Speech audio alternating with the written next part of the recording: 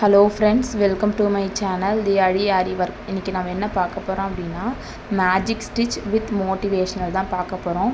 இந்த டுட்டோரியல் கூடவே நான் மோட்டிவேஷ்னலையும் ஆட் பண்ணியிருக்கேன். ஸோ ஸ்கிப் பண்ணாமல் பாருங்கள். ஸோ ஃபஸ்ட்டு பார்த்தீங்க அப்படின்னு சொன்னால் நம்ம ஸ்டிச்சுக்குள்ளே போயிடலாம். இப்போ நான் கொஞ்சம் டிஃப்ரெண்ட்டான கலர்ஸில் 2 கலர் எடுத்திருக்கேன். அதாவது கான்ட்ராஸ்டான கலரில் 2 கலர் எடுத்திருக்கேன், pink with royal blue. So first ரெண்டுத்துலேயும் சிங்கிள் ஸ்டன்ஸாக எடுத்திருக்கேன். எப்படின்னா சிங்கிள் ஸ்டன்ஸாக எடுத்து ஃபஸ்ட்டு பிங்க் கலரை ஃப்ரேமுக்கு கீழே கொண்டு போயிட்டு நீடில் இன்செர்ட் பண்ணலாம். ஸோ இப்போ நான் நம்பர் 13 யூஸ் பண்ணுறேன். அதாவது துளிப்பில் நம்பர் 13 எடுத்து பிங்க் கலர் த்ரெட்டை எடுத்தேன். அடுத்து பார்த்திங்க அப்படின்னு சொன்னால் இந்த ராயல் ப்ளூ கலரை நம்ம கீழே கொடுக்குறோம். ஸோ கொடுத்துட்டு திரும்ப வரும்பொழுது திரும்ப இந்த பிங்க் கலரை மாற்றி நம்ம கொடுக்கணும். அதாவது கீழே இருக்க த்ரெட்டை பார்த்திங்க அப்படின்னு சொன்னால் 2 த்ரெட்டாக இருக்கும். ஸோ அந்த த்ரெட்டில் கடைசியாக இருக்கக்கூடிய த்ரெட்டு நீங்கள் கீழே பார்த்தீங்க அப்படின்னு சொன்னாலே உங்களுக்கு நல்லா கிளியராக தெரியும். ஸோ அது போல் கலர்ஸ் நம்ம சேஞ்ச் பண்ணி தான் கொடுக்க போகிறோம். இதுக்கு பின்னால் இருக்கிற த்ரெட், அதாவது நம்ம செயின் ஸ்டிச் போடுவோம் இல்லையா, ஸோ அந்த இடத்துல கை வச்சுருக்கோம் அப்படின்னா அதுக்கு பின்னாடி இருக்கக்கூடிய த்ரெட்டை தான் நம்ம எடுக்கிறோம். ஸோ இது போல் மேஜிக் ஸ்டிச்சை மாற்றி நம்ம பண்ணலாம். கடைசியாக நம்ம முடிச்சு போடும்போது 2 த்ரெட்டையும் எடுத்து தான் முடிச்சு போடணும். ஸோ இப்போ முடிச்சு போட்டுட்டோம். ஸோ இது ஆல்ரெடி உங்களுக்கு தெரிஞ்சிருக்கும். ஸோ இப்போ அடுத்து நம்ம ஸ்பீச்சுக்குள்ளே போயிடலாம். ஸோ நிறைய பேர் பார்த்தீங்க அப்படின்னு சொன்னால் எனக்கு தெரிஞ்ச வரைக்குமே நிறைய பேர் aarI ஒர்க் பண்ணுறவங்க எல்லாம் மேரிடாக தான் இருப்பாங்க. இன்னும் நிறைய பேருக்கு நிறைய கமிட்மெண்ட்ஸ் இருக்கும். குழந்தைங்க சின்ன குழந்தைகளாக இருப்பாங்க. நம்ம குழந்தைங்களையும் நம்ம கேரி பண்ணிக்கிட்டு நம்மளுடைய கெரியரையும் நம்ம எப்படி கேரி பண்ணலாம் அப்படின்னு ஒரு பக்கா மோட்டிவேஷ்னலாக தான் இந்த ஸ்பீச் இருக்கும். ஸோ வீடியோவை மட்டும் ஸ்கிப் பண்ணாமல் பாருங்கள். ஸோ ஃபஸ்ட்டு பார்த்தீங்க அப்படின்னு சொன்னால் aarI ஒர்க் பண்ணுறீங்க ஆர் டெய்லரிங் பண்ணுறீங்க, வாட் எவர் ஏதோ ஒன்று நீங்கள் பண்ணுறீங்க, அதாவது நீங்கள் ஒரு சுயதொழில் பண்ணுறீங்க அப்படின்னா ஸோ ஃபஸ்ட்டு நீங்கள் உங்களுடைய சூழ்நிலைகளுக்கு ஏற்ற மாதிரி ஷெட்யூல் பண்ணணும். அதாவது எந்த நேரத்தில் நீங்கள் ஃப்ரீயாக இருக்கீங்க, எந்த டைமில் உங்களுக்கு ஒர்க் இருக்கும். ஸோ கம்பல்சரி இந்த டைம்லேருந்து இந்த டைம் எனக்கு ஒர்க் இருக்கும், இந்த டைமில் இந்த டைம் எனக்கு ஃப்ரீயாக இருக்கும் அப்படின்னு சொல்லி உங்களுக்குள்ளே நீங்கள் ஒரு ஷெட்யூல் போட்டுக்கணும். ஸோ நீங்கள் ஷெட்யூல் போடுறது மூலமாக மட்டும்தான் உங்களால் அதை கரெக்டாக கேரி பண்ணி கொண்டு போக முடியும். ஸோ நிறைய பேர் கை குழந்தை வச்சுருப்பீங்க. ஸோ அதனால் என்னால் குழந்தைய அவள் எந்த டைமில் தூங்குவான்னு தெரியாது. ஸோ அந்த மாதிரி நீங்கள் யோசிக்கிறீங்க அப்படின்னா ஏதோ உங்களுக்கு கிடைக்கிற அந்த கொஞ்சம் டைமை நீங்கள் சேவ் பண்ணணும். அதாவது இந்த டைம்லேருந்து இந்த டைமுக்குள்ளே பாப்பாவை தூங்க வச்சுட்டு என்னுடைய வேலைகளையும் நான் முடிச்சுட்டு அடுத்து நான் இதுக்குள்ளே இறங்கணும் அப்படின்றத நீங்கள் உங்கள் மனசுக்குள்ளே ஷெட்யூல் பண்ணி கால்குலேட் பண்ணி வச்சுக்கோங்க. ஸோ இப்போ அடுத்து பார்த்தீங்க அப்படின்னு சொன்னால் நிறைய பேர் பார்த்தீங்க அப்படின்னு சொன்னால் நல்லா ஒர்க் பண்ணுவாங்க. ஸோ ஆனால் அவங்களோட ஒர்க் மேலேயே அவங்களுக்கு நம்பிக்கை இருக்காது.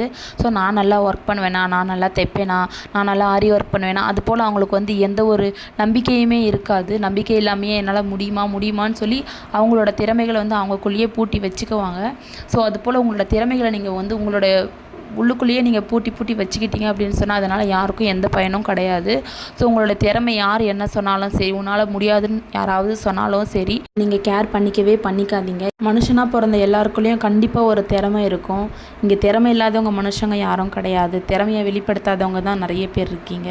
ஒருத்தவங்க நம்மளை விட அதிகமாக போகிறாங்க அப்படின்னா அவங்கள மட்டப்படுத்துறதுக்காக உன்னால் முடியாது, உனக்கு ஏன் இந்த தேவையில்லாத வேலை, ஏன் தேவையில்லாமல் ரிஸ்க் எடுக்கிற, அது போல் கேட்பாங்க. நம்ம நேரத்தை வீணடிக்கக்கூடாது. அதாவது நம்மளை யாராவது இப்படி சொல்லிட்டாங்களே, ஸோ நம்ம அப்படி தான் இருப்போமா, நம்மளால் முடியாதா அப்படி நீங்கள் நினைக்காதீங்க. சொல்கிறவங்க சொல்லிட்டு தான் இருப்பாங்க.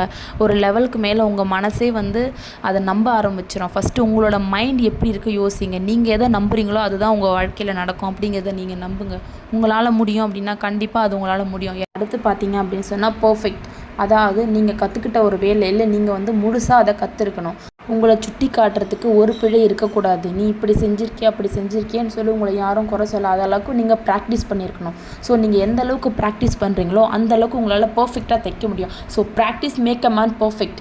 ஸோ எந்த ஒரு மனிதன் ப்ராக்டிஸ் அதிகமாக செய்கிறானோ அவனோட பர்ஃபெக்டான மனிதன் ஆகிறான்னு சொல்லி நமக்கு பழமொழியே சொல்லியிருக்கு. ஸோ அது போல் நீங்கள் ஒரு வேலையை செய்கிறீங்க அப்படின்னு சொன்னால் கண்டிப்பாக அதில் நீங்கள் ஒரு பர்ஃபெக்டாக இருக்கணும் அப்படின்னா உங்களுக்கு ப்ராக்டிஸ் நிறைய தேவை. ஸோ ப்ராக்டிஸ் பண்ணுறதுக்கு கொஞ்சம் மணி செலவாகும் தான். ஸோ ஃபஸ்ட்டு பார்த்தீங்கன்னா உங்களோட ஓன் ப்ளவுசஸை நீங்கள் ஸ்டிச் பண்ணி பாருங்கள். நீங்கள் ஓன் ப்ளவுசஸை ஒர்க் பண்ணி பாருங்கள். ஸோ ஃபஸ்ட்டு எடுத்தோன்னே நம்ம வெளியாள்கிட்ட வாங்கக்கூடாது. ஃபஸ்ட்டு உங்களோட ப்ளவுசஸை நீங்கள் ஒரு 4-5 தைச்சி பார்க்கணும். ஸோ உங்களுக்கு அதில் கான்ஃபிடென்ட்டாக இருக்குது, எல்லா விதமான ஒர்க்கையும் என்னால் பண்ண முடியும், ஸோ எல்லா விதமான ப்ளவுஸையும் என்னால் ஸ்டிச் பண்ண முடியும், அந்தளவுக்கு நீங்கள் ஒரு ப்ராக்டிஸ் பண்ணி பர்ஃபெக்டாக இருக்கணும். காட்டு ஒரு பிழை இருக்கக்கூடாது. அந்த அளவுக்கு நீங்கள் ப்ராக்டிஸ் பண்ணி உங்கள் ஒர்க்கு தான் ஃபினிஷிங்காக இருக்குது, அந்த அளவுக்கு நீங்கள் வந்து ஒரு பேர் எடுக்கணும் அப்படின்னா கண்டிப்பாக நீங்கள் ப்ராக்டிஸ் பண்ணுறது ரொம்ப முக்கியம். அடுத்து பார்த்தீங்கன்னா பிளானிங். அடுத்து நீங்கள் என்ன பண்ண போகிறீங்களோ அதுக்கான பிளானிங். ஃபஸ்ட்டு நம்ம டைம் கால்குலேட் பண்ணிக்கிறோம். அடுத்து செல்ஃப் கான்ஃபிடென்ட். நமக்குள்ளே ஒரு செல்ஃப் கான்ஃபிடென்ட் வரணும், உங்களால் முடியும் அப்படிங்கிற ஒரு செல்ஃப் கான்ஃபிடென்ட். அடுத்து பார்த்தீங்க அப்படின்னு சொன்னால் practice with perfect. So practice பண்ணுறது மூலமாக நமக்கு பர்ஃபெக்ஷன் கிடைக்கும். அடுத்து பார்த்திங்க அப்படின்னு சொன்னால் பிளானிங். ஸோ நம்ம இது எல்லாத்தையுமே கடைப்பிடிச்சிட்டோம் அப்படின்னா கடைசியாக நம்ம பிளானிங், நம்மளோட ஒர்க்கை நம்ம எங்கே பண்ண போகிறோம். ஒரு சில பேர் கடை வைக்கணும்னு ஆசைப்படுவாங்க, ஒரு சில பேர் வந்து வீட்டில் இருந்து பண்ணணும்னு ஆசைப்படுவாங்க. ஸோ உங்களுடைய சூழ்நிலைகள், உங்களுடைய பொருளாதாரத்தின்படி உங்களால் எந்த அளவுக்கு முடியும், இல்லை நான் வீட்டில் இருந்து தான் என்னால் பண்ண முடியும், ஸோ கடை வைக்கிற அளவுக்கு எனக்கு முடியாது. ஸோ ஒரு சில பேருக்கு ஃபேமிலி சுச்சுவேஷன், குழந்தைகளை பார்த்துக்கணும் அப்படின்னா சரி ஓகே பரவாயில்ல. ஸோ நம்ம வேலையில் ஃபஸ்ட்டு நம்ம செல்ஃப் கான்ஃபிடென்ட்டாக இருக்கணும், டைம் கால்குலேஷன் இருக்கணும்.